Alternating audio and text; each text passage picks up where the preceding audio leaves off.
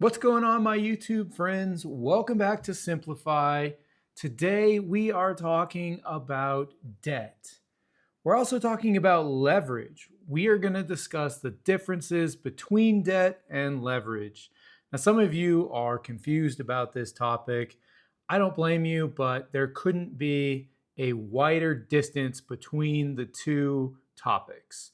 We need to be clear on debt versus leverage, why I believe in one and completely despise the other. If you're new to the channel, we talk about all things financial independence here. Today's topic will be short. If you like it, please put something down below in the comments. Subscribe to the channel.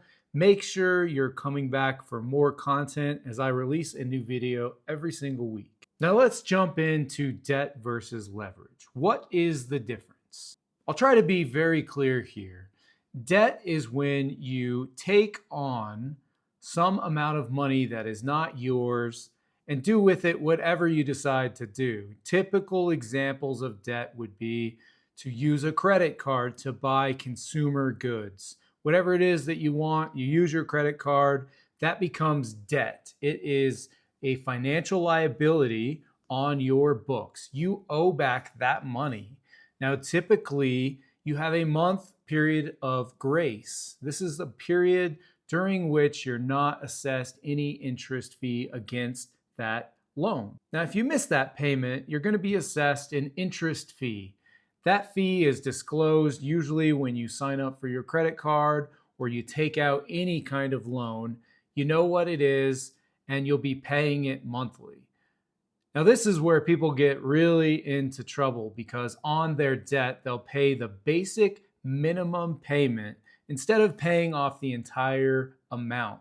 Now, you still carry quite a bit of debt when you do this on your balance sheet, and therefore you're getting an interest payment associated with that principal balance that you have with the credit company.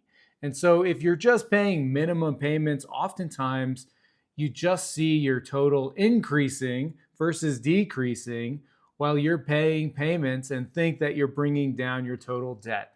Well, you're not, because of that interest that happens every single month. It's applied to your total balance, and then your balance continues to increase until it's way out of control. So in other words, debt is simply a tool. It's a financial tool that is very passive in nature. It's something that you pull out, and there's no positive ramifications of having that debt. It is a liability only to you. This is where leverage comes in.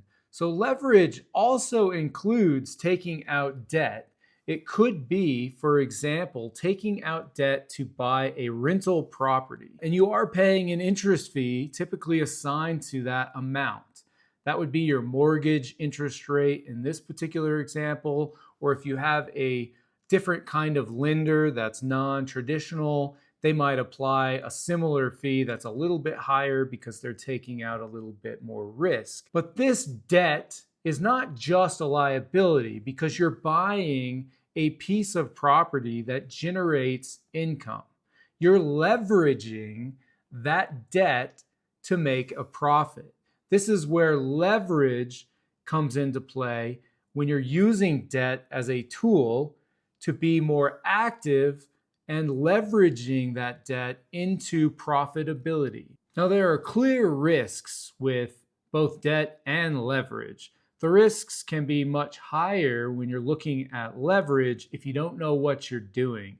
If you're buying assets that do not produce positive cash flow, if you're buying things that cannot cover the debt that you're accepting, that will slide you back into the financial liability category and frankly will be no better than debt.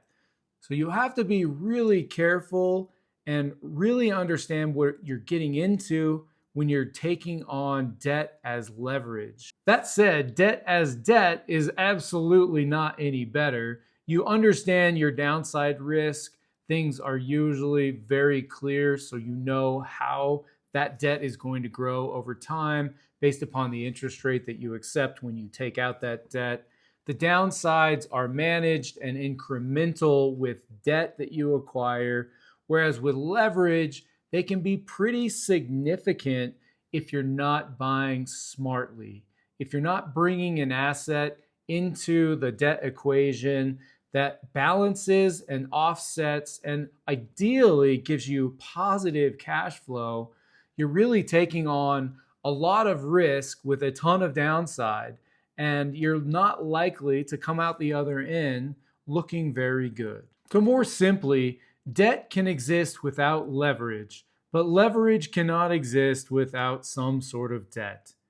The two are intertwined concepts.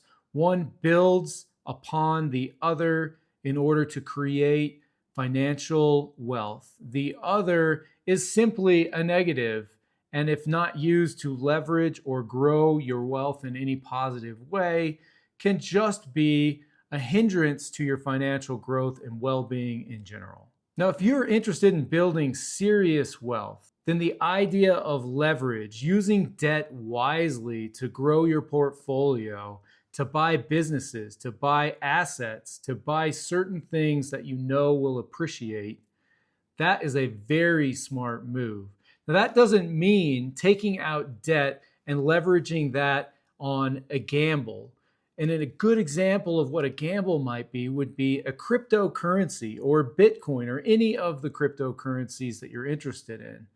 Taking out massive amounts of debt now to buy these assets when the future is nothing more than a gamble makes absolutely no sense. It's a very risky bet that you're taking because the asset, Bitcoin itself, is not actually producing any money. Yes, you see the value go up steadily over time. It fluctuates greatly and sometimes grows tremendously overnight. That is tied to supply and demand. It's tied to all sorts of factors that don't actually equate to positive financial growth as we traditionally think about it. This asset is not generating income, it's not generating money like a business might be. Now, leveraging debt to buy a business, on the other hand, might be a really smart approach to growing your wealth. If you've done your due diligence on the business and the debt you're taking out is easily covered by the profitability of that business that you're looking to buy, and also gives you an additional gain on the money that you're investing, a certain return, which traditionally can be anywhere from 10 to 50%. Businesses have a wider spectrum of returns because they require more time and more energy. You can certainly make more by taking that approach. Alternatively, taking out a big loan on a big truck that you think is going to be necessary for you to do your work makes absolutely no sense. This big loan is unnecessary. It's a debt, it's a liability on your books. You owe that money every single month on that truck. And you can likely buy a truck at a much lower price, something that's used, that's old, that gets the job done, but doesn't necessarily create a huge financial liability in your life. If you're interested in learning more about smart ways to leverage debt and grow your wealth, please let me know down below in the comments.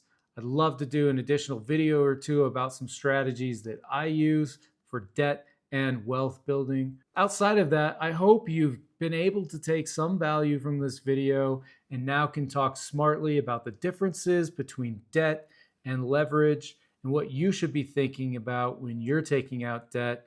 Always make sure that there is a way to cover that debt and then grow your wealth on top of that. If it's just consumer debt and it's just a negative balance or a liability for your financial health, think twice about taking on that debt. It likely doesn't make any sense, and it's just going to be a detriment to you in the long run. Thanks again for joining me. I hope you've gotten some value out of this video. I try my best to cover issues that are relevant to you. If you have some suggestions, again, shoot them my way. I'm happy to do a more tailored video that will help answer certain questions that you have. Have a great day.